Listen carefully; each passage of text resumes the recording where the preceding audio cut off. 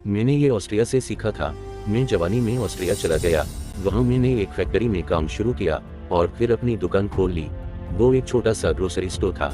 मेरा गुजारा बहुत अच्छा हो रहा था, मगर फिर मेरी वालिदा बीमार हो गई और मुझे सब कुछ छोड़कर पाकिस्तान आना पड़ गया। मुझे कारोबार का चस्का पड़ चुका था। लिहाजा मैंने लिबर्टी मार्केट में गारमेंट्स की दुकान खोल ली। अल्लाह ने करम किया और मैं खुशहाल हो गया। बुजुर्ग रुक गए, लंबा सांस लिया और बोले, लेकिन मेरे कारोबार का स्टाइल मुख्तलिफ था। मैं सुबह 8 बजे दुकान खोलता और ठीक शाम 7 बजे दुकान बंद करके घर आ जाता था। मैं बच्चों को सुबह स्कूल भी छोड़ने जाता था, दोपहर को इन्हें खुद वापस लाता था और इनके साथ लंच करता था। आध घंटा कैलुला भी करता था और 3 बजे दोबारा दुकान पर चला जाता था और इसके बाद फिर शाम 7 बजे दुकान बंद करके डिनर अपने खानदान के साथ करता था और फिर रात 9 बजे का खबरनामा सुनकर हमारा पूरा खानदान सो जाता था। ये मेरी रूटीन थी।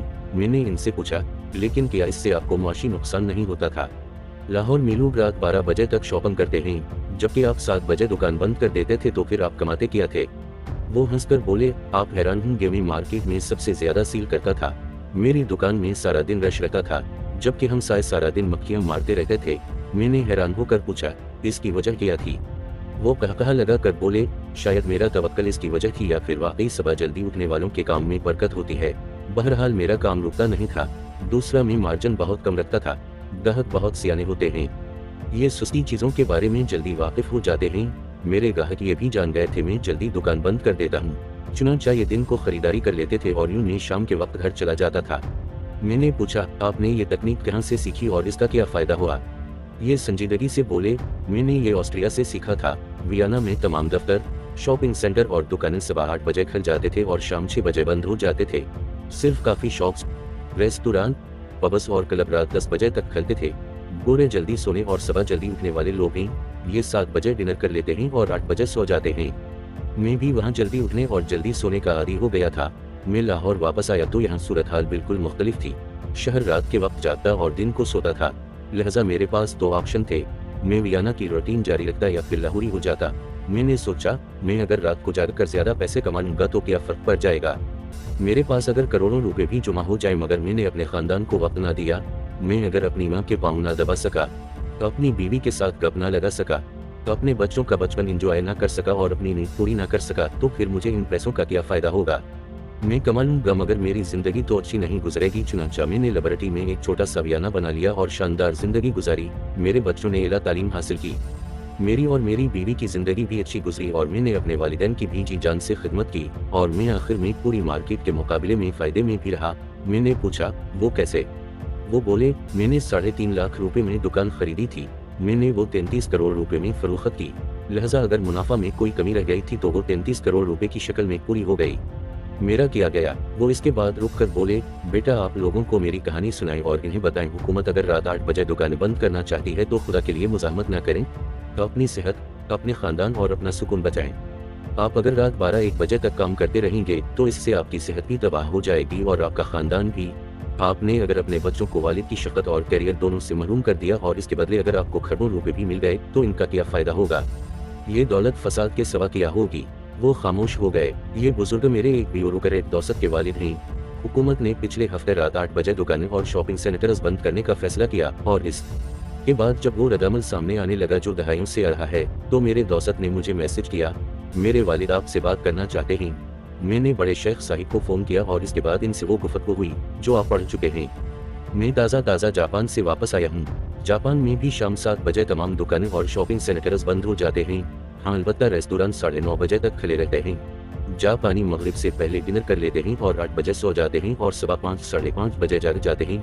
ये 8 कर एक्सरसाइज करते हैं, तैयार होते हैं, नाश्ता करते हैं और दफ्तरों के लिए रवाना हो जाते हैं। जापान में दफ्तर 9 बजे स्टार्ट होते हैं, मगर मुलाजिमीन 8:30 बजे दफ्तर पहुंच जाते हैं और ये आध घंटा अपना डेस्क, अपनी वर्क प्लेस तैयार करते हैं, अपने जूते, बैग और मोबाइल फ़ोन लाकर में रखते हैं और ठीक 9 बजे काम स्टार्ट कर देते हैं और फिर शाम 5 बजे फैक्ट्री और दफ्तर बंद कर देते हैं, जबकि दुकानें 7 बजे बंद होती हैं। और ये रूटीन सिर्फ जापान में नहीं है बल्कि पूरी जदीद और तरक्की याफ्ता दुनिया सुबह जल्दी उठती और जल्दी सोती है।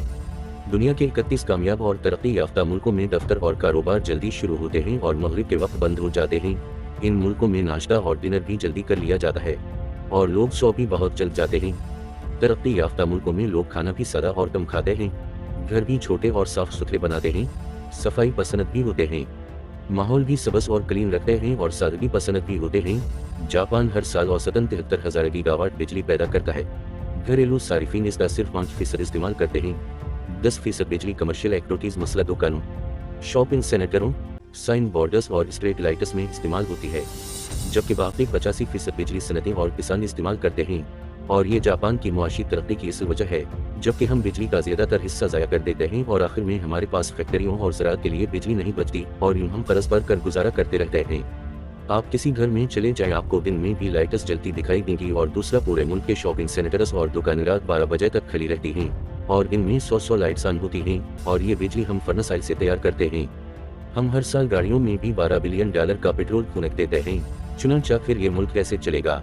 आप मुल्क को भी गोली मारी वो लोग जो आधी रात तक दुकानों में बैठे रहते हैं और रात का खाना 12 बजे खाते हैं और इन्हें महीना महीना बच्चों की शक्लें नसीब नहीं होती।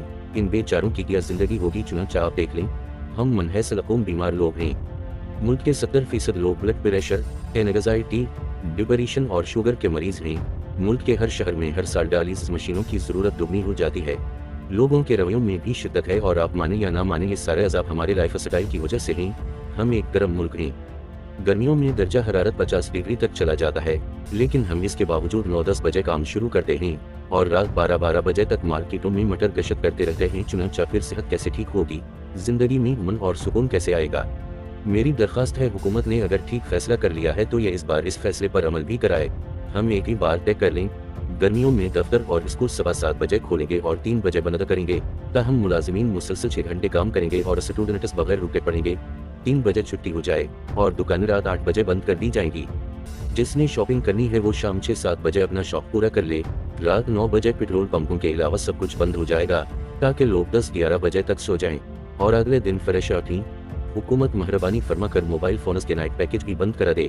इन पैकेजेस ने भी मुल्क का बेड़ा गर्क कर दिया है। इससे भी लोगों की सेहत अच्छी हो जाएगी और इनके रवैये भी ठीक हो जाएंगे। यूरोप ने इस फार्मूले से तरक्की की, जबकि हम इस रूटीन से अलग चलकर अपनी और अपने मुल्क की मत मार रहे हैं। लिहाजा प्लीज 8 बजे की हकीकत को मान लें, मुल्क और लोग दोनों बच जाएंगे।